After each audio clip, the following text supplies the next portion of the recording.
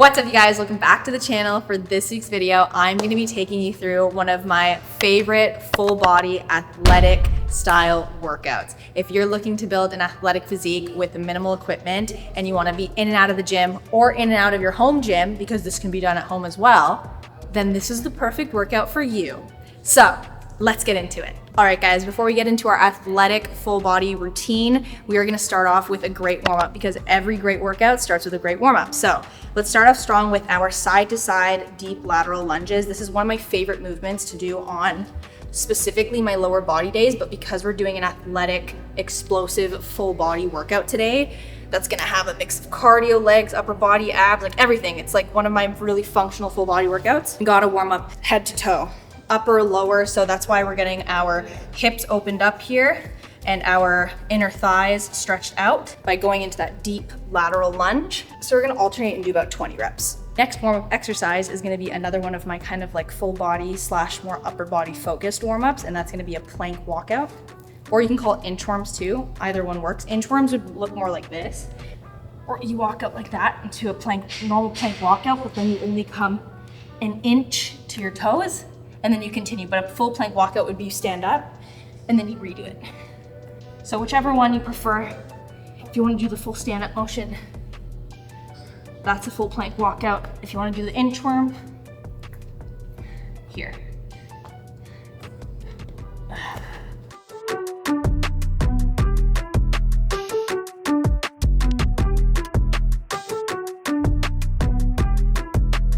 Okay, next exercise, guys, world's greatest stretch. It's the world's greatest stretch for, I'm just kidding, I don't know why this is called the world's greatest stretch, but whatever, we're gonna do it. It's a good overall stretch, so maybe that's why it's called world's greatest stretch. But you're basically gonna lean your body weight into this knee so that you really stretch out your ankle here, and you stretch out your Achilles and just help with your overall ankle mobility when you lean your body weight into your knee here. So lean your weight into here, place your opposite hand beside the opposite foot, and then stretch upwards with that same hand on the leg that you're leaning on. And then alternate, stretch up. There's also a great hip opener once again. That back leg that's like leaning back here is really opening up when you stretch forward like this. And the last warm-up exercise is going to be banded shoulder dislocators. Don't worry, it sounds very awful, actually, the name for that, shoulder dislocations, but it's called that because look at what your shoulders have to do to like bring the band forward and backwards. And the key thing with this, you're warming up your rotator cuff and getting used to whatever shoulder movements you're about to do in that specific workout. So this is great warm-up if you're doing a push day. I always do this on my push days. You can do it like just forward and back like that. If you obviously can't hold it super close without feeling like tension in your shoulders going back and forth, then obviously hold it wider. Or you can go like this, kind of like at an angle when you go forward and back.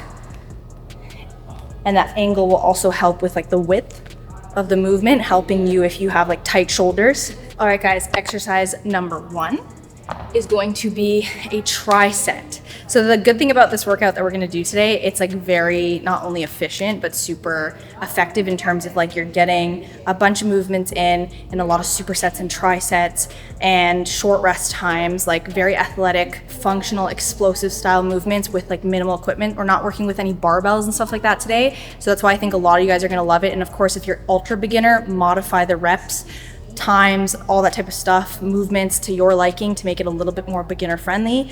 But this is like definitely more like intermediate advanced style. But again, if you can modify it to work for you in a certain way, if you're more beginner, this is good for all fitness levels, especially because of the minimal equipment factor. So we're gonna start off strong with a tricep. We're gonna do the tricep for 3 sets, and it's gonna be deadlift into press, right into burpees, right into in and outs. So this is what the deadlift into press looks like. It's gonna be 12 deadlift into press. So like a conventional deadlift with dumbbells, up, press. Deadlift, up, press. Deadlift, up, press for 12. Then we're gonna go right into burpees. So 10 burpees, just standard burpees like this. Chest to floor, up. Chest to floor, up. Modified version of this, for my more beginners, you can walk out. This is for ultra beginner. Chest to floor, hop up, stand up. That could be like a modified version. And then right after the burpees, it's gonna be in and out. So take that one dumbbell from that dumbbell set, put it here, and you're gonna do it for 20 reps. 1, 2, 3, until you hit 20, trying to hit that full extension. And every time you hit that full extension, your back comes back, and that's why you have this support here. You're supporting yourself every time you fully extend. Come in, you do that crunch in, tighten your core, and then fully extend again, keeping that back support so you don't lose balance or anything like that. And then come in, tuck, same thing, okay? It's like cardio and weights all mixed into one, hence why my full body days are very functional, very awesome. It's my full body days are very great for like building lean muscle mass because you're burning fat, building muscle all at the same time, hence that like lean muscular athletic look. Let's go, let's run through it.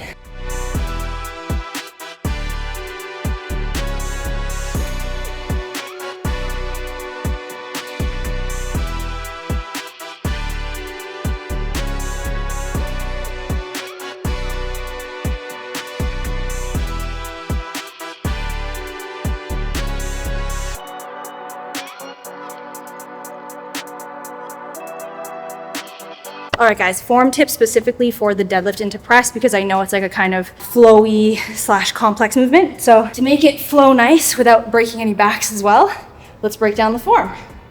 So like a standard conventional deadlift, but with dumbbells, bracing your core because your core braces your spine. So without like having any arch in your back or curve in your spine, make sure your core is very tight as if someone were to like hit you right there in the tummy or tickle you. Keep your core braced to brace your spine like you're doing a regular barbell conventional deadlift, except you're gonna have the dumbbells a little bit outwards around your knees here, like the outer part of your knees. You're gonna come down into that conventional deadlift position, just hovering above your feet like this, in front of your shins, and then you're gonna come up with the dumbbells, but almost like a little like jolted curl, and then that press.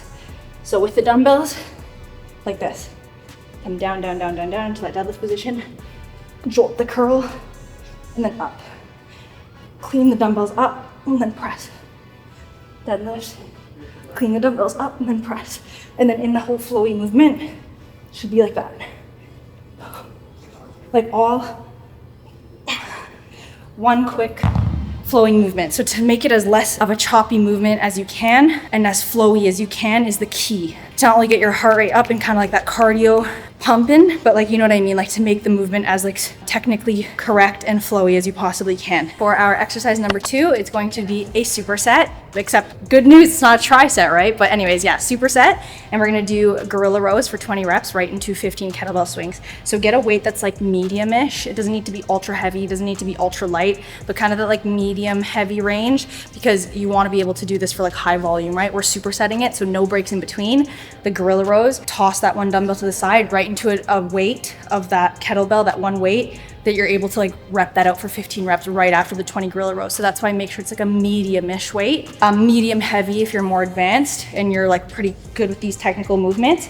But let's run through the form before we start this. So with a gorilla row, you can place these on a higher platform or a plate of some sort if you find that your femurs are really long or you're like just even taller than me. I'm only 5'2". That's why like bending over to pick this up is like really chill for me, but I can understand if you're like maybe like 5'7" girl or taller, this could be challenging to get down in a comfortable RDL, like wide position to do it. So maybe get a platform, a step-up box, thick 45-pound plate to place these on so that it's like more in line with your height. But this is fine for me to just place them on the ground. So that's key first. Figure out the comfortability of like your height to ground ratio, you know what I mean? Now you're gonna get in this like wide kind of sumo stance, except your feet aren't gonna be ultra pointed out like in a sumo stance. They're still gonna be pretty faced forward, but you're gonna be in a wide outside shoulder width apart stance. You're going to bend in an RDL position, so spine is completely neutral, neck is neutral, okay? I'm kind of looking at this spot over here on the floor to keep my neck and spine aligned. And then you're gonna have these 2 dumbbells inside your stance. So your feet are outside shoulder width apart.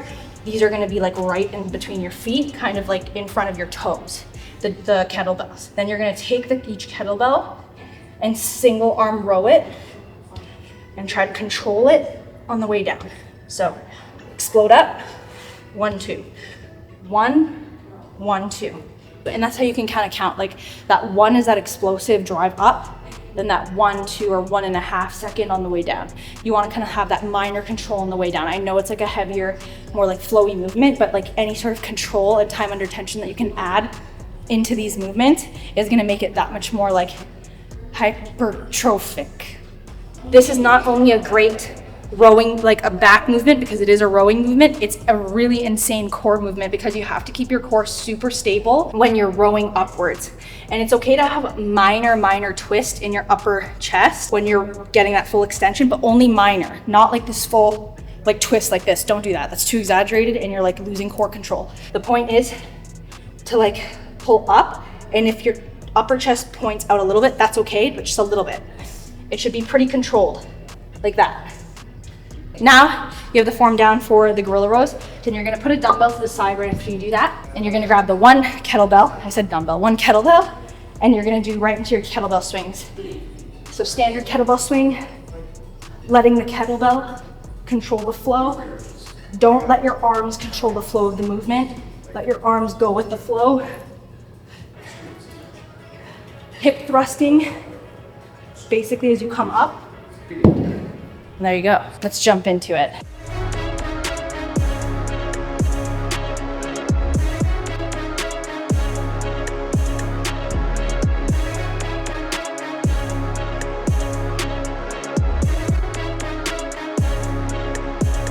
Okay guys, for our last exercise, we're going to be doing one more tricep. It's going to be walking lunges right into renegade rows, right into high knees. So we're finishing off with that like kind of high intensity, unilateral movements, explosive movements, cardio based movements. That's basically this whole workout. I'm literally sweating. You can see the sweat dripping into my eyebrows right now. It's really good. And you're in and out. Literally, you could probably do this if you're taking really short rest times, 30, 35 minutes. Anywhere to 50 minutes. So again, that's why it's good for beginners, intermediate, advanced, depending on how much rest time you're taking, depends how you modify the movements. But look, like it's actually pretty condensed, high intensity, high impact workout in such a short amount of time with minimal equipment. So anyways, enough yapping, let's get into this last tricep. So we're gonna do this for 4 sets actually, 3-4 sets, depending if you're beginner, intermediate, or advanced. If you're intermediate, advanced, we're gonna do this for 4 sets, but it's gonna be 20 walking lunges. So you can split it into 2 laps, basically like 10 reps of walking lunges, depends on the length of your room or depends on the length of your gym. 10 reps one way of alternating lunges, 10 reps the other way to equal 20. Then we're gonna go right into 20 renegade rows with the dumbbells. And then we're gonna go right into finishing off with 80 to 100 high knees. So that really high intense, have your arms in front of you, knees hitting your hands as high as you can, kind of working the abs, cardio. We're athletic demons, guys. So with walking lunges, again, keeping your core really tight. The more narrow the stance when you're doing the lunge, the more quad focused it's gonna be, and the more upright your torso is, the also more quad focused it's gonna be. Now, with a walking lunge, if you want it to be a little bit more targeted more towards your glutes, you're gonna take a wider step forward with a slight lean in your torso forward, kind of targeting your hams and glutes a little bit more. Again, with a walking lunge, because they're forward lunges, it is naturally gonna be a little bit more of a quad focused movement already, but you can make it more glute focused. The wider your stance, the more lean in your torso, full quad focused, upright torso, narrower stance, you know the drill. So that one I don't have to go through, but I wanna show you renegade rows because I don't think I've done renegade rows on a long form YouTube video in a while. So let's run through that form again. So taking those same pair of dumbbells after you do your walking lunges. All right guys, so with a renegade row, it's gonna be in a high plank position. So again, you know, in any sort of plank position, the core has to be super tight, super tight, okay? That core is tight, no bum sticking up in the air like this, no bum curving in like this, to keep a very neutral spine, neutral neck, again, during this movement, a neutral plank position, you have to keep your core tight to protect your spine. So like this. That's why this is a perfect like core movement overall. I love renegade rows or any plank positions because it's truly building a strong core from the inside out. So it's like, this is a very deep core movement. So high plank, and like the gorilla row, okay? Again, upwards, and you're kind of down. Row up, down. Elbow back, down. Up, down. The key thing with a renegade row, and I've spoken about this on my channel before, your hips, you don't want to tilt side to side. You really want to keep your hips as neutral in that high plank position as possible. If you're gonna wave your hips side to side as you row, you're kind of losing that core control and your movement becomes sloppy. Everything about the movement targeting, for example, your lats / upper back during that row movement is gonna become distracted, and you're not gonna get that full benefit of that range of motion when you start to like dip your hips back and forth, because everything else now is just like sloppy and moving all over the place. So keep yourself in that high plank position with a really tight core to keep your hips stable and in a very neutral tabletop position. You should be able to balance a glass on your back when you're in that plank position. To help with that, not saying you have to be in a perfect, like, look at this narrow stance plank where my feet are super close together. To help with that hip side to side movement and stabilizing you, you can put your feet more outwards and wider. The wider your feet are outwards, the less movement your hips can go side to side, right? It stabilizes you a little bit better.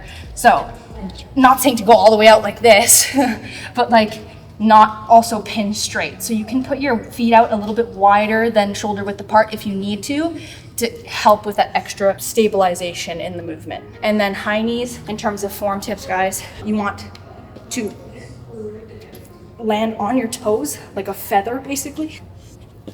Okay, we're not landing like this. We're not landing on our heels, we're not landing flat-footed. We're landing on our toes, and we're gonna be very light, like very light. Like quick and light landing on your toes, like this. Getting those knees up to chest height is the goal throughout that whole 80 to 100 reps. All right, this is the final tricep of the day, 3 to 4 sets. Let's do it, in and out of the gym, 45 minutes tops. Let's go.